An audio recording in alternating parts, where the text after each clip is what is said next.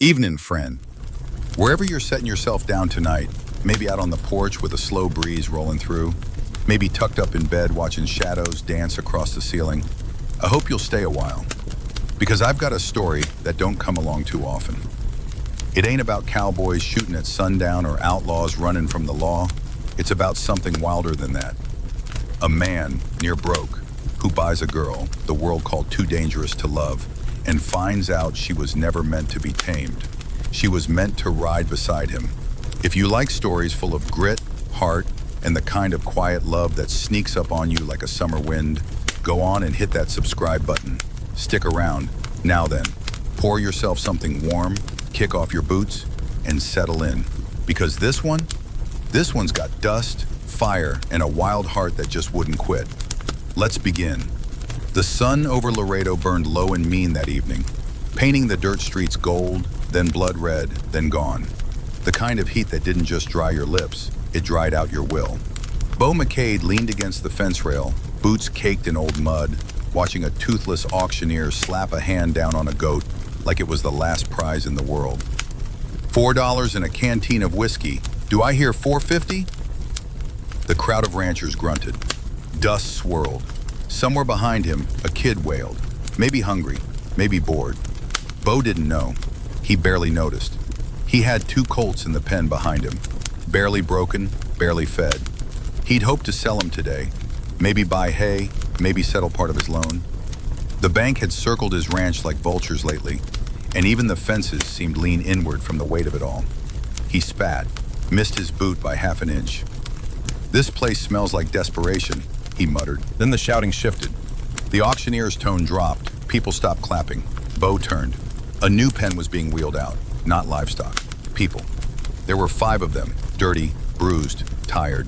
2 boys, maybe 12. An older man with 1 eye, and her. She stood at the back of the cage, wrists in irons, chin high. Her hair was black as a crow's wing, half matted but long. Her eyes didn't scan the crowd. They dared it to look back. Pinned to her shirt was a ripped card, "Too wild for a man." The crowd murmured. Some laughed. One man whistled low. "That one," the auctioneer said, "comes from a correctional train down El Paso way.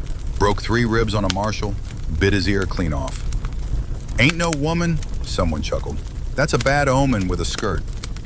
But Bo didn't laugh. He couldn't stop looking. He didn't know what he was thinking. Maybe he wasn't thinking at all. Maybe it was the way she stood still while everyone else cowered. Maybe it was the rope burn on her neck that hadn't healed right. Maybe it was the way her boots were worn through, like she'd done more walking than most men did living. Whatever it was, it made him raise a hand. $40. The crowd turned. The auctioneer blinked. "What's that?" $40 and a saddle. Someone in the back snorted. "That saddle's worth more than the girl." "Then I'm feeling generous," Bo said flatly. Silence. Then, "Sold, to the gentleman with more grit than sense." Chains clinked. The girl stepped forward. Not a word, not a blink. Bo met her eyes. "You got a name?" She stared at him a long moment. "Do you need one?" He cracked half a smile. "Fair enough." And just like that, she followed him toward the waiting horses. No orders, no leash, just steps, steady, quiet, purposeful. As if she'd already known she'd be leaving with him. As if somewhere deep in her bones, she was never meant to be owned, only to be ridden beside. The ride home was long. The sun had sunk behind the hills and a chill moved in quick. The kind that made men pull scarves tighter and horses step faster. Bo rode ahead, his hat pulled low, eyes scanning the darkening horizon. Behind him, Delaney rode bareback on an old gelding he'd borrowed from a fence post near the auction. No reins, no saddle, just her hands resting easy on its shoulders, like she wasn't riding at all, just moving with it. She hadn't said a word since leaving Laredo. Didn't ask where they were going, didn't ask what he wanted from her, didn't even ask for her freedom. And something about that unsettled Bo more than he cared to admit. They reached the ranch past midnight. Not much to look at. A lean-to barn, a crooked porch, a main house that creaked louder than a drunk's knees. But it was still his, still standing. He lit a lantern, pointed to the stable. "You sleep there for now. I ain't got room inside. Delaney didn't argue. Just took the saddle roll he tossed her and walked through the dark like she'd built the place herself. Next morning, Bo woke to a sound he hadn't heard in weeks. Hooves, moving, steady. He pulled on his boots, walked out, and froze. Delaney was standing inside the pen with his youngest colt, the sick one, the one that wouldn't feed, the one he'd all but given up on. She wasn't touching it, she was just talking. "You're not broken," she whispered. "You're just scared." The colt, wild-eyed and rail-thin, took a slow step toward her, then another, then it nudged her hand. Bo watched, jaw tight. "You a horse whisperer now?" he asked. Delaney didn't flinch, didn't look at him either. "I don't whisper," she said. "I listen." Later that day, he watched her work. She mucked stalls, faster than his best hand. She found a cracked pipe in the well that had cost him water last week. She took a pitchfork to a rattlesnake in the hay, like it owed her money. But what stuck in his mind was the way she moved around the horses. Not in command, not in fear, just alongside them, like she spoke a language nobody else learned. That night, Bo sat on the porch, rolling a smoke, boots propped on a rail. Delaney walked by, hands dusty, eyes unreadable. He nodded. "You ever work a ranch before?" "Nope." "Could have fooled me." She looked at him, really looked. And then, for the first time, smiled. Just a flicker. Nothing sweet. Something sharper. "I didn't work it. I survived it." Then she disappeared into the barn. Bo sat a long while after that, staring at the stars, the dust, the half-healed land he'd called home his whole damn life. And somewhere deep in his chest, he realized she wasn't a girl too wild for a man. She was just a woman who'd never been given the right saddle. The morning rode in quiet, but the wind spoke different. Bo felt it in his bones. Not the gentle breeze of high summer, but the sharp, shifting kind that turned trails to traps. Still, he saddled up. Cattle needed checking. Fences needed fixing. Delaney joined without being asked. She carried a coiled rope on her hip and a canteen strung across her chest. No rifle, just eyes sharp as prairie hawks. They rode west, toward the gulch. It started small. A whisper in the dust, a shimmer in the air. Then the world shifted, the kind of shift that made horses snort and birds vanish like ghosts. Delaney stopped first, raised her hand. "We need to turn back." "Ain't even noon," Bo muttered. "Look at the sky." He looked. Blue was gone, swallowed by copper-colored clouds rolling low and wide across the flatlands. "Hell," he whispered. "Dust storm." "Not just dust," she said. "This one's got thunder." And just like that, the wind screamed. Bo turned his horse fast, but it was too late. The sky fell, not with rain, but with rage. Dust slammed into them like bricks, the world turning orange, then gray, then black. The horses panicked. Bo's reared. He lost the reins, fell hard. His shoulder hit rock. Pain flared white. Somewhere nearby, a horse screamed. Maybe his, maybe hers. "Delaney!" he shouted, but his mouth filled with sand. He couldn't see, couldn't move, couldn't breathe. Then a hand, her hand, wrapped in cloth, pulling him by the collar. He didn't know how long she dragged him, just that he was coughing when they hit the gulch wall and dropped behind a rock shelf, a low dip that cut the wind. Delaney threw a saddle blanket over them both. Darkness, breathing, thunder above. Her voice, low and close, "Breathe through your sleeve." He obeyed, and for the next hour they didn't speak, they just survived.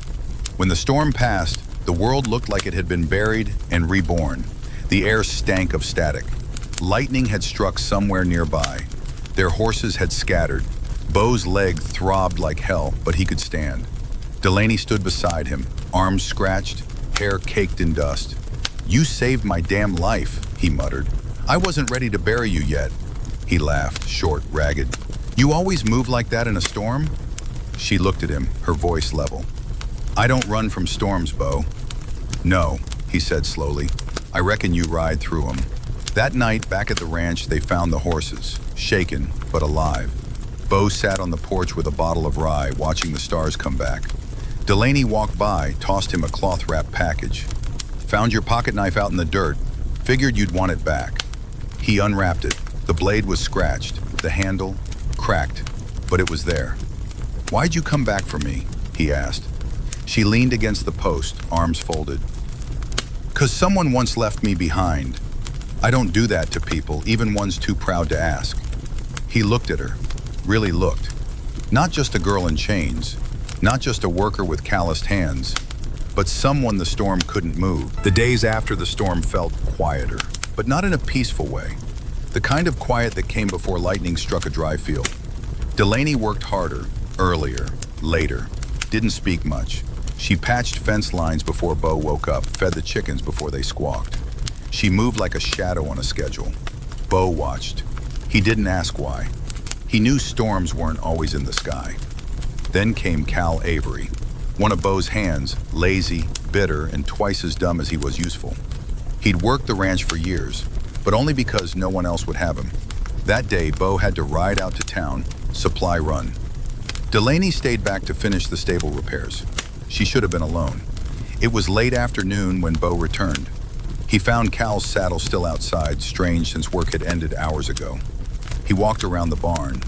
Then he heard it, a scuffle, a grunt, wood cracking. He ran. Inside the hayloft, he saw Cal pinned against the stall door, blood on his lip, Delaney's knife pressed to his throat. Her eyes were wild, but not with fear, with rage. "You touch me again," she hissed, "and next time I won't miss your neck." Cal whimpered, frozen. Bo didn't ask what happened. He didn't need to. He grabbed Cal by the collar, threw him out of the barn, and kicked his rifle into the dust. "You're done," he said. "You ever show your face here again, you'll leave with less than you brought." Cal looked between them, face twisted. "You'd throw me out for her?" Bo didn't blink. "Damn right I would." That night, Delaney sat alone in the loft. No lantern, just moonlight, cold and clean. Bo climbed the ladder with a bottle and 2 tin cups. She didn't speak as he sat beside her. They passed the bottle back and forth. The silence was thick, but not bitter, just tired. Then she sang, soft, barely above a whisper. Not for him, for the horses. A lullaby in a language older than pride. "You've got a voice," Bo said when she finished. "Only when no one's listening." "Then I'll try real hard not to," she smirked, barely.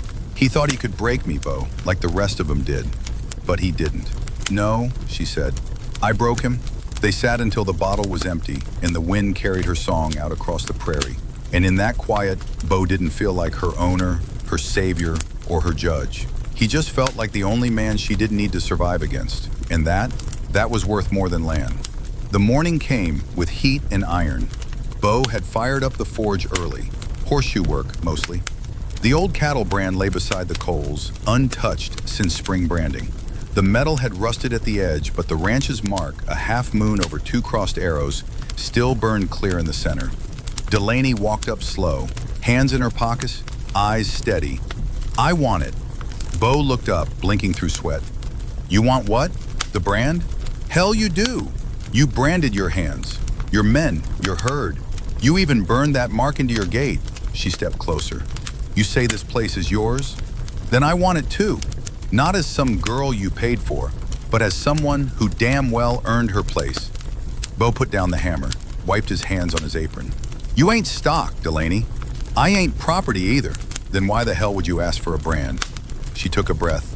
"Because I've never belonged anywhere that didn't try to bury me. And this," she pointed to the dust, the barn, the fence line. "This is the first place that didn't ask me to be small." Silence. "Let me belong on my terms." Bo didn't answer, but he didn't say no either. Before the iron could even be lifted, the gunfire came. 3 shots, fast, echoing through the valley.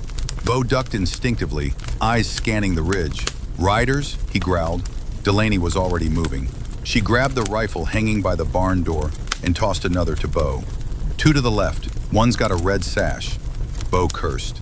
"Klein's boys, damn cattle thieves. They've tried twice already." The ranch hands scrambled into position. Delaney didn't wait. She took off toward the western fence line, where the colts were. The gunfire popped again. Bo shouted for her, but she was gone. A streak of motion and dust, hair flying, rifle clutched to her chest. She reached the pasture just as a rider leaned down to cut the gate.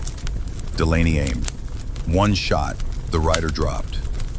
But not before his bullet tore through her arm. Bo reached her seconds later.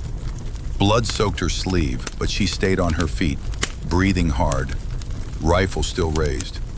"You all right?" "I'm fine," she winced. "Mostly." Bo looked her over. The bullet had passed through, but it was clean. Still, his jaw clenched. "You should have waited. You could have been killed." "You don't brand a coward, do you?" That night, the forge burned again. And in the flicker of firelight, Delaney stood shirtless from the shoulder, her arm bandaged, her face calm. Bo heated the iron, held it up. "One last chance to change your mind." "Not a chance." And when the brand hissed against her skin, she didn't scream, didn't flinch. She just locked eyes with Bo, as if to say, "Now I'm here, and I'm not going anywhere." Later, she sat under the stars, cradling a tin cup of whiskey. Bo handed her a blanket. "Most people regret that kind of pain. Most people ain't me." He looked at her, at the burn on her shoulder, at the pride in her spine. "No," he said, "they sure as hell ain't."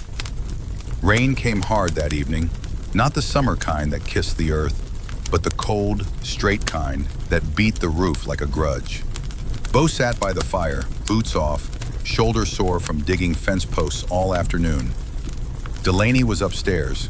She'd said nothing for an hour. He figured she just needed air, solitude. She was like that, came and went in silence, like the wind that moved cattle without a sound. But she wasn't alone. She was in the attic. She had followed a draft, one loose board in the hallway wall, that led to a hidden pull-down door. Curiosity hadn't driven her there. Instinct had. What she found wasn't gold, wasn't secrets. It was letters, boxes of them, tied in twine, some unopened, some opened and folded a dozen times. The name on the envelopes, Samuel McCade, Bo's brother. The writing was scratchy, legal, and urgent. She sat cross-legged in the dust, reading one after another under the oil lamp, and there it was, a land dispute. Years back, the ranch had changed county lines during a redistricting. A clerical error, forgotten and buried, meant the property deeds hadn't updated properly. Technically speaking, Bo's claim was vulnerable. Someone in town was trying to take advantage, someone with money. A name she'd seen on Klein's gang's rifles, Luther Henshaw. Delaney moved fast. Before dawn, she saddled the colt she'd saved and rode straight into town. Didn't tell Bo, didn't wake him. She forged his name on 2 documents, land declaration reconfirmation and county registry. Then she signed her own name on the 3rd line, witness and legal partner, Delaney Rose. The clerk raised a brow. "You family?" "We're what comes after that," she replied. Bo didn't notice she was gone until the sun hit high. Didn't worry until mid-afternoon. Didn't get mad until she rode back in. Wet, mud up to her knees, eyes steady. He stormed from the porch. "Where the hell were you?" "Town." "Alone?" "Yep." "You got a death wish." "No," she said, dismounting. "I got a deed, and your ranch back in your name." Bo froze. "What?" She handed him the documents. "You were about to lose it, Bo. Henshaw was circling it like buzzards. Your brother never followed up." "I did." "You forged my name?" "Yeah, that's a felony. So stealing land. One of us had to make a move." He said nothing for a long time, just stared at the paper, the seal, the ink, her signature beside his. "You signed as my partner. Thought that was obvious."